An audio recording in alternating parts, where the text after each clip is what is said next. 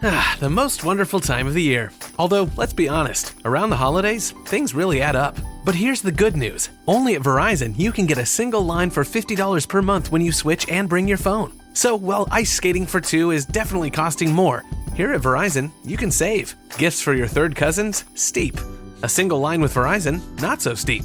A real tree? Pricey. A single line with Verizon? Less pricey.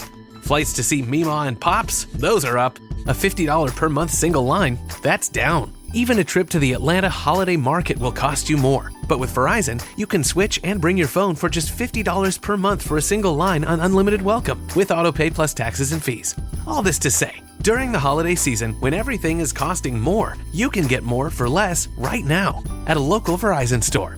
$15 monthly promo credits applied over 36 months with a new line on unlimited welcome. In times of congestion, unlimited 5G, 4G LTE may be temporarily slower than other traffic. Domestic data roaming at 2G speeds. Additional terms apply.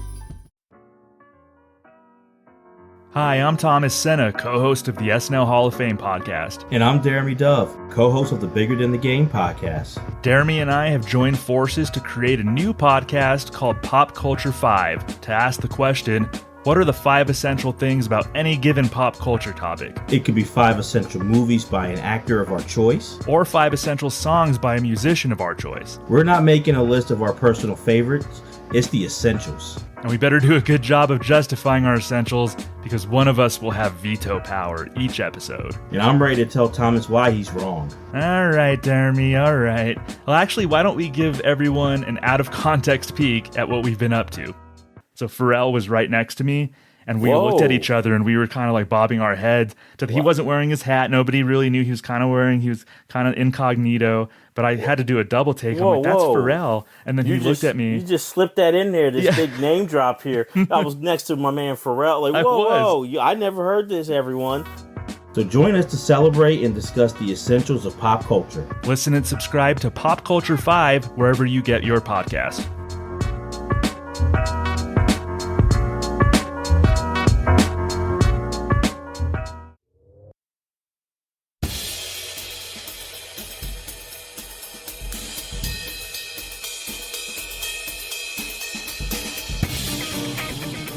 Hey, it's time to gather around the water cooler to talk the SNL Hall of Fame.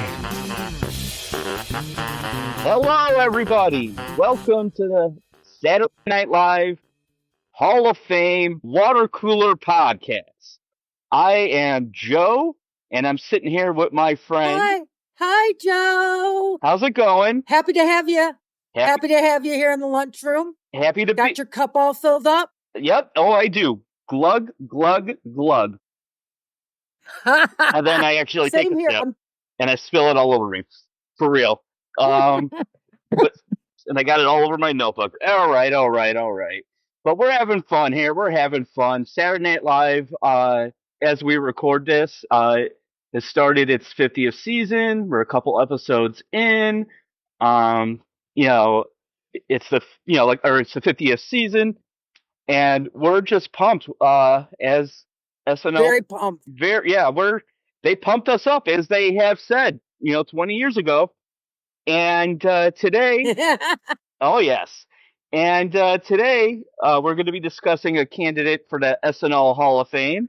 Someone who is very important to modern entertainment for the last 40 years, if not 45. He's a very versatile actor, and it's Danny DeVito.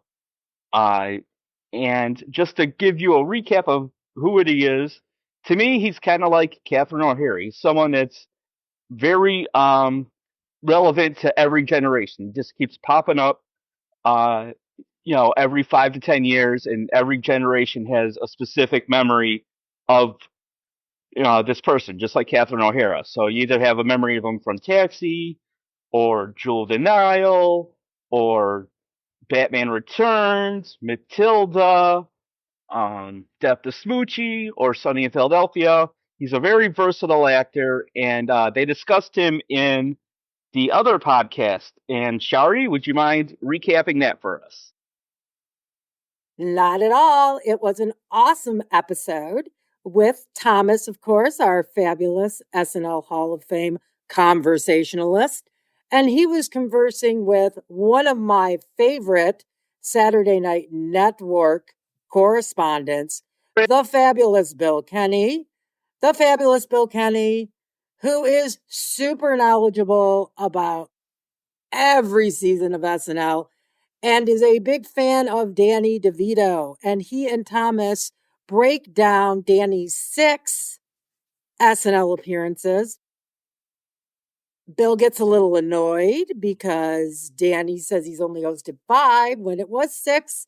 And that is a peeve of Bill's. He had it with Martin Short, who was one of his last nominee, because Martin never says the number of eps he's actually done. So Bill ranted about that a little, but he and Thomas really beautifully touched on Danny's 6 episodes, as well as a little about Danny's career. Joe broke that down quite well, and Danny's still relevant now, as Bill and Thomas discussed in depth. They discussed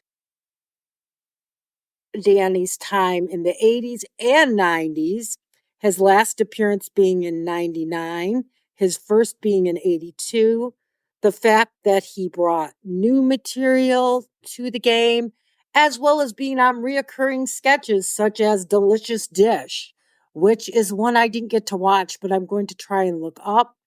And of course, one of my personal favorites, Simon. So Danny really has a breadth and depth of material. Don't you agree, Joe? Yeah, I mean, I agree. He's worked with multiple casts. He's been in multiple reoccurring sketches. Everything from the Whiners to the Boston Teens with Jimmy Fallon and Rachel Dratch. And he's, like I said, he is kind of like John Goodman or Alec Baldwin in the sense that both in movies and on Saturday Night Live, he could do wherever he wants. He could be sympathetic. He could be threatening. He could be, childish. He could be, he played a gangster. So I think in the same episode, he played a child in your favorite sketch, Simon. And then, he also, yes, it's a very charming sketch. But it really is. So he played like a child in that. And then he played a very Goodfellas, it's like a pre-Sopranos sketch. And it's something that's stuck in my memory, even before internet or YouTube, where, he's playing a guy who obviously is a gangster, and he gets a call to do a hit and bury the body. And, he doesn't want to say that to his wife. And he keeps telling her, you mind your business, I mind my business. My business is my business. And he keeps asking her for advice. And, she's like, your gun's in the sock drawer. And he's like, mind your business. And then he leaves the room and she's like, your bullets are in there, mind your business. And then he even asks for advice, or directions to, where to bury the body. And one of my favorite moments of the whole, is, he tells her, mind your business. And she's like, well, I need to know so that I could give you directions. I need to know where to, And then he just kind of gives her a look like, all right, fine. He just kind of thinks, and to me, it's almost like they did the sketch, I would say early 90s, and that's 8-10 years before Sopranos. And it's almost a parody of Sopranos. Tony asking Carmela for advice and telling her at the same time, mind your business, But yeah, he was very versatile where he's able to play a child, he's able to play a gangster, he's able, there's a bunch in the 80s, where he, in the early 80s, where he's the straight man, and then, both to other characters and just to the gimmick of the plot or the sketch. And for instance, there's one that they mentioned in the podcast where, he's getting promoted and all these bad things are happening to him where he thinks his wife's having an affair or drug dealer. The stress test. Yeah, the stress test. And it's that where he's just an innocent man to all of this. And then he's also a victim to the whiners. Yeah, being a great actor just helps him be a great host. and very versatile. That's just the key word I'm going to keep coming back to is versatile. Just able to adapt. I I totally agree. He is totally an adaptable presence, and you already mentioned working with Lovitz. Thomas and Bill mentioned all the work he did with Hartman and Carvey. And you talked about that wonderful sketch with Julia Sweeney. And of course, the great Jan Hooks. I mean, he really, and you talked about that, Joe, he really touched on so many eras just in that 80s and 90s span that he did. I know that Thomas and Bill talked about Danny hopefully returning. Do you think there's any chance that he might return in season 50? I'm going to say actually yes, based on the hosts they've announced so far. It looks like they're kind of going all over the place. They're not just going for hosts to attract millennials. They're going for hosts that attract older viewers as well. And to me, Danny goes right in the middle of that, where older people might know him from older stuff, middle, and then there's people a little bit younger, but still older, people my age, in the 40s, who might know him from Matilda and Batman Returns, and then younger people who might know him from Sunny in Philadelphia.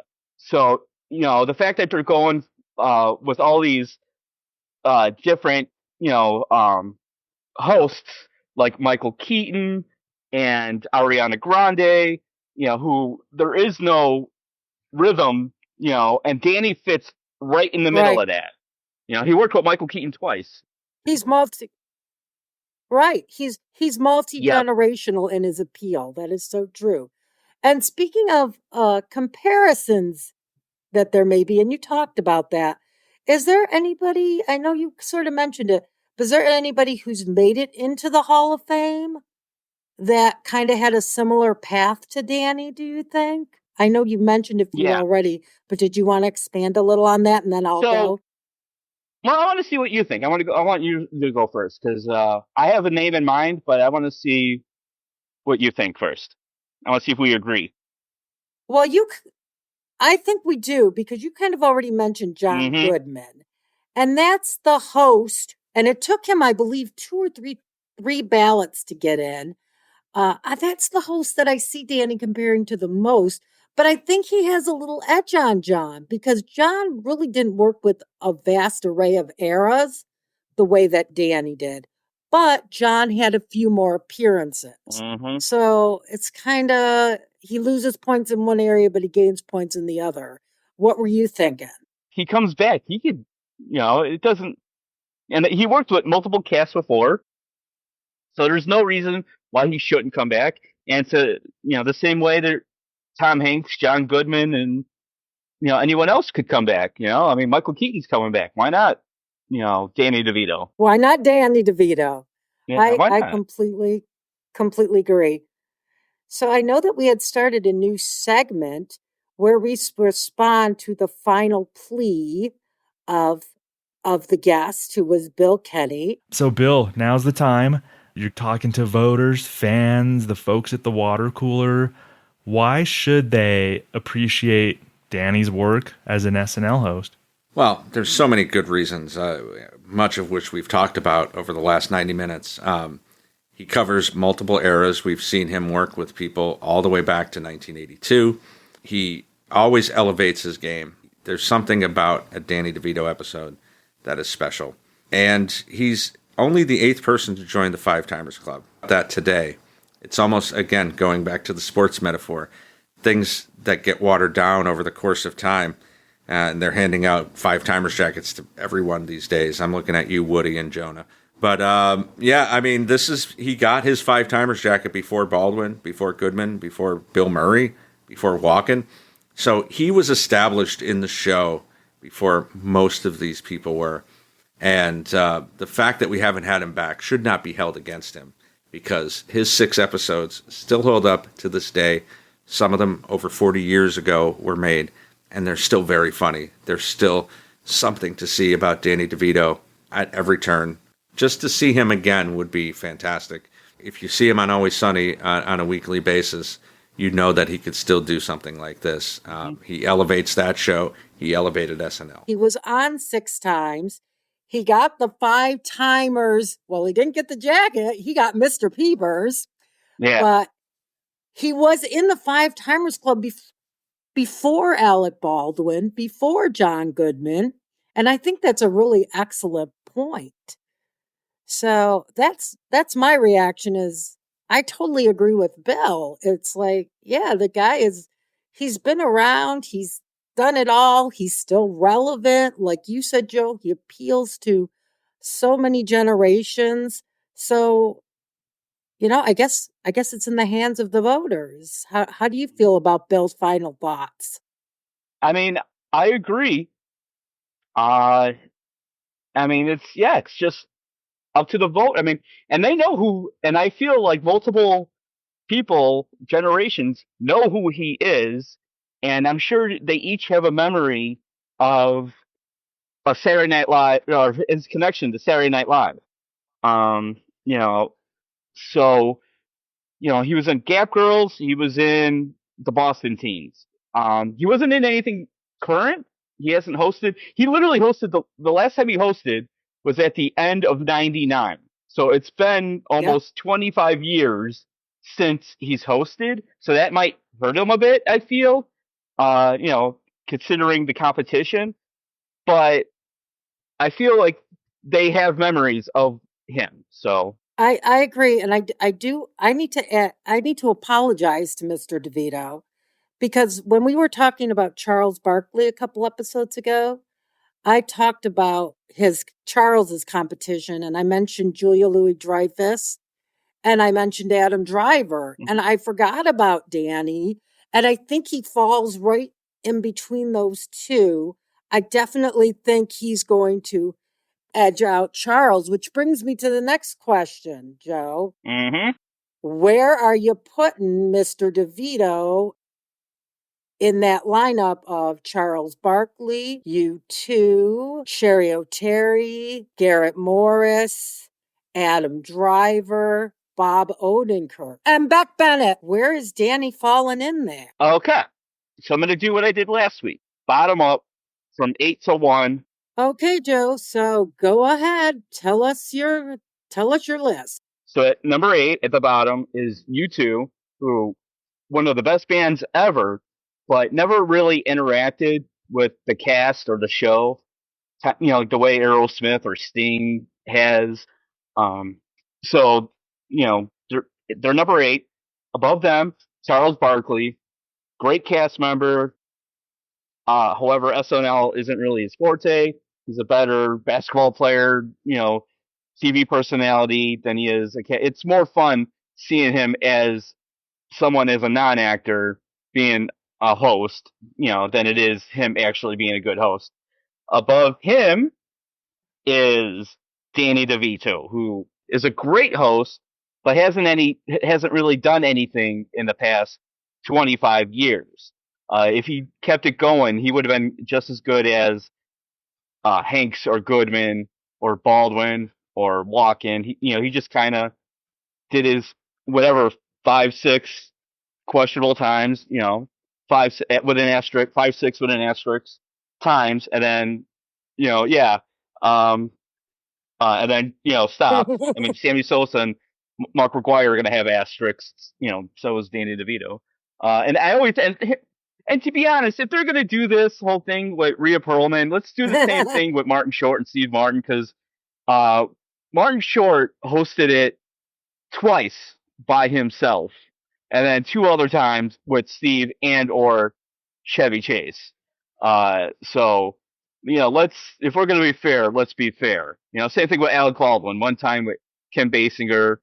Same thing with Roseanne. So, if we're going to do this whole thing with Danny DeVito, let's go across the board and put asterisks next to all the other all-time great names. Just saying. So then above him is Adam Driver, who is in the middle of a good run. And it's just kind of cool to see they have this anticipation to see if it'll keep going. I think it really will. Because let's say, because they announced who's hosting all the way to November. So like the earliest he could host would be in November, December. Anyway, what I'm getting at is he just had a movie that infamously bombed. It was directed by Francis Ford Coppola. I almost said Francis Ford Scorsese, which, it's the same. I mean, the one that hosted, the one that directed gangster movies with Robert De Niro. That one. But no, Francis, he just had a movie that bombed. It would be so cool to have him reference that, and, have a sense of humor about that. So anyway, you two, Barkley, DeVito, Driver, and then above that, Shari O'Terry, great cast member, but like you pointed out, came and went. Above her, Beck Bennett, who had a longer run, both being a great Fall Guy cast member, game show host. He did all the, filled all the roles. And then above him is my personal fave, Bob Odenkirk. Legit great, solid writer from a great age. I mean, I don't know. Just listen to that episode. And I just want to point out, I had a lot to say, and I had even more to say. Let's just put it that way. So that's a little inside baseball on the podcast where we talk about the inside of a show. So it's inside, kind of an inception of trivia. So, and then above him is Garrett Morris, and that's because, he's done. He deserves so much more than what he got. I'm just going to keep saying that over and over again. He was there at the beginning, which taking it from nothing to something, and then he contributed what he could, and to have great, memorable sketches from the little that he did says a lot. And so that's my topic. That's who I would pick. Now, Shari, so who do you think is gonna get the vote? All right. Yes. I talk about it from the voters' perspective, the patterns I've been watching over the years that I've been listening. And I agree, Joe, and my predictions of the voters kind of line up at the bottom there. You two, if they get over 10% and can hang around for another season, I'll be amazed. Above them, Barkley. And I think he's going to just eke out maybe 15 to 20%. Morris, I know you love him, Joe, but I just think the typical voter, the casual voter, not going to be familiar. And O'Terry, same reason. She's just going to be a bit above him. I think Danny is going to be right with Shari, but he does have that little bit of a push because he's still in the zeitgeist where she's really not. Above DeVito, I have Driver because, as you said, Joe, he's happening right now. And for all we know, he's going to come back a la Nate Bargatze and do a back-to-back. We just saw it. So it could happen again. And he is very beloved. Right above Driver, I have Beck Bennett. And I think he's just going to be a bit ahead of Driver. Again, people remember him. He's very current.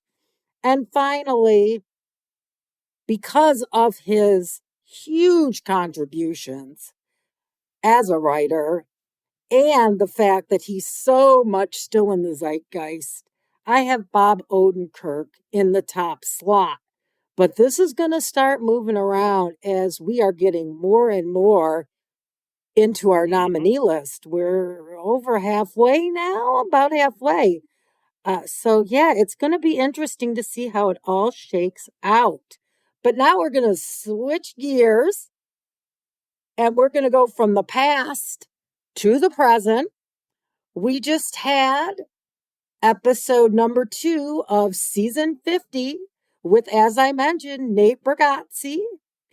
And we're going to talk about our Hall of Fame and Hall of Shame moments. Joe, do you want to kick us off? What do you think was a Hall of Fame moment on this past Nate Bargatze episode? What moment do you think could get this person, whether it's a cast member, host, writer of one of the sketches, Where do you see some Hall of Fame potential? I think I'm going to say the golf sketch, where Nate played an unlucky golfer. Now, here's why.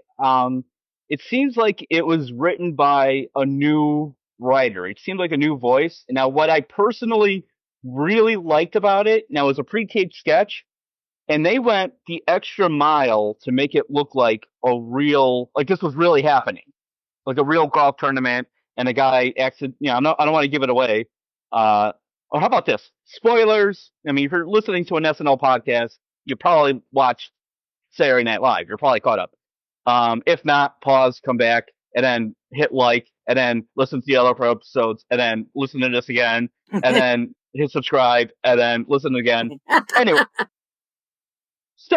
but no, in the golf sketch, this is unlucky golfer who accidentally hits a bird, and then he accidentally hits a bird, and it keeps going, and it doesn't overstay its welcome.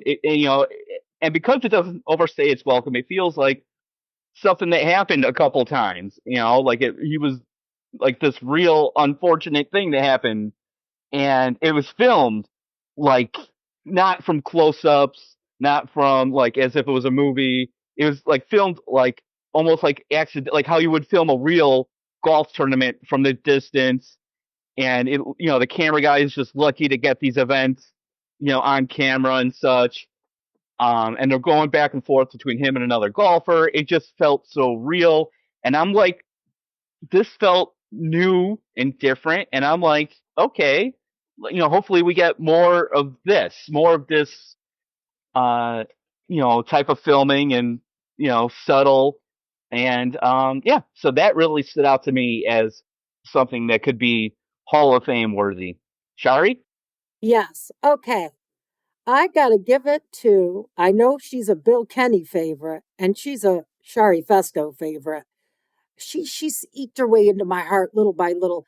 This episode, Heidi Gardner. I mean, eating that hamburger in that Mile High sketch, mayonnaise all over her face, and she's delivering the lines. I'm not saying this was the best written sketch. I personally just thought it was an okay sketch.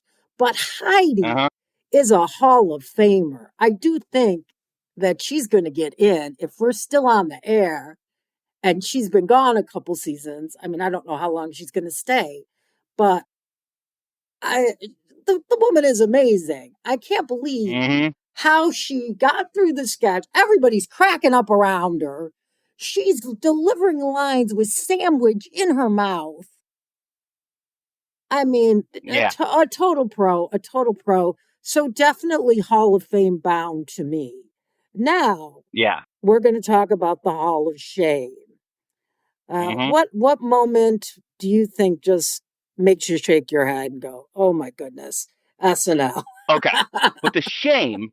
Now, I feel bad for saying this, but I just want to say it at this point in time so that in the future, hopefully, I look stupid.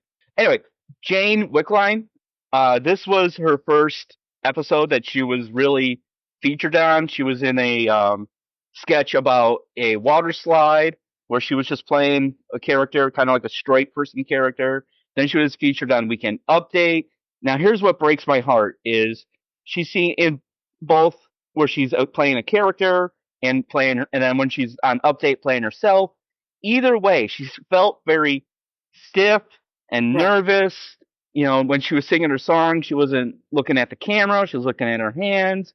It's just very rookie stuff. Now, I'm not saying that, rubber stamp reject back to the minors, because Conan O'Brien, when he first hosted Late Night, had the same exact problems.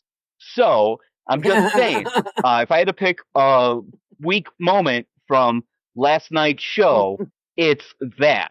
Now, she could change. I mean, that could be her charm. That could be part of her brand.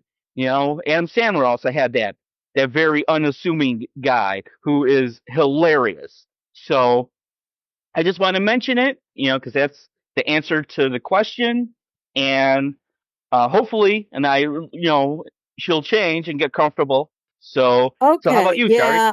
I see where you're coming from, Joe. She was a big. I tuned into I stayed up like a wacky person till like 3 a.m. and did the live chat on the Hot Take show with John Schneider over at the Saturday Night Network.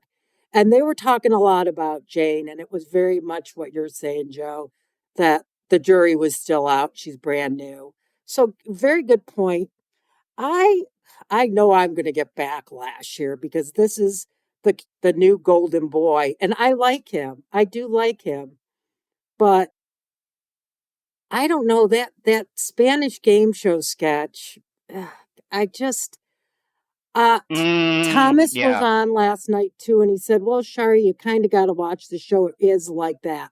I kind of felt, I love Nate in there. Nate did a great job, but I just felt like, I don't know, Marcelo was just a little bit too much, but I still adore him. I think he's great. But yeah, not my favorite of his outings. So I guess again, time will tell. Marcelo's had some really strong material since he started.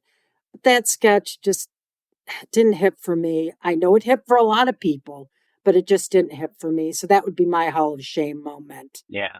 So I'm very excited for next week's episode 3, which will have Ariana Grande and Stevie Nicks, who I love. So looking forward to that. Also looking forward to next week's Hall of Fame episode. Thomas will be joined by Gary Seath. They'll be talking about classic writer Ellen Zweibel, and we'll be right back here at the water cooler to break it all down for you. I know Thomas is going to do a great job. Looking forward to being introduced to Gary. Really looking forward to that. Looking forward to talking to you as always, Joe. And as JD always says, stay thirsty. Thanks for listening to the SNL Hall of Fame Water Cooler. To connect with Joe and Shari, join our Facebook group at facebook.com/group/SNLHOF. To email the cast, write to snlhofwc@gmail.com. Please subscribe, share, rate, and review the show wherever you get your podcasts.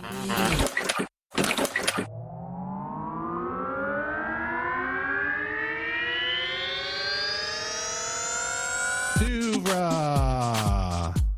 podcasts and such.